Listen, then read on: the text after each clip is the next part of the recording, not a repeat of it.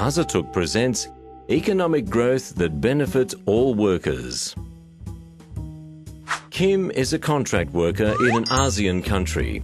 Recently, she heard about the ASEAN Economic Community, or AEC, a plan by the ASEAN governments to make the Southeast Asia region a single market and production base by 2015 by encouraging free flow of goods, services, investment, capital and skilled labour across the countries.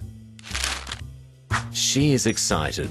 After all, the AEC will promote economic growth across countries, which will give her better job opportunities and a higher pay, right? She is looking forward to earning more money after 2015 to sustain her family and shares the good news with her friend Siti. Siti says Kim is wrong. Economic growth doesn't automatically mean that everybody will benefit equally. Most likely, AEC will help only a small group of people to earn more, widening the income gap between the rich and poor. Big domestic and multinational companies will benefit the most because they have the ability, knowledge and capital to compete in the integrated economy. Small and medium enterprises, which currently provide more than 90% of employment, are at risk of shutting down.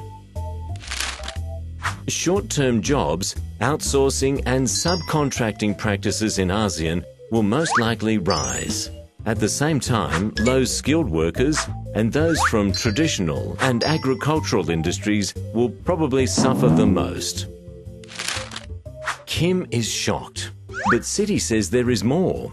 To be competitive, governments tend to accept a race to the bottom by lowering taxes for companies, reducing social security, and lowering social and labour standards, causing workers to be in an even worse situation than before.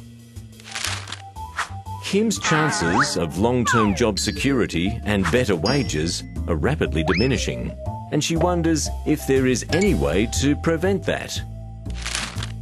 Siti says in order to reduce the negative impacts of AEC, the ASEAN governments need to promote the creation of decent jobs, which give living wages, expand social security programs, invest in workers' education and skills development, and respect and enforce fundamental principles and rights at work for both local and migrant workers in all ASEAN countries. However, instead of waiting for all this to happen, workers should make their hopes for a better life heard now. That's where trade unions step in. They can help Kim to negotiate directly with governments and employers to advocate for better working conditions. Once Kim and her colleagues take the initiative to call for job security and living wages, unions and union networks like the ASEAN Services Employees Trade Union Council, or ASETUC, can speak with a louder voice to represent her and others like her to participate in the decision-making process to achieve better terms and conditions at work. By convincing policymakers and employers to respond to workers' needs, economic growth in ASEAN can translate to benefits for all, leading to a truly people-oriented ASEAN community. ASETUC cares, working together for a truly people-oriented and socially just ASEAN community.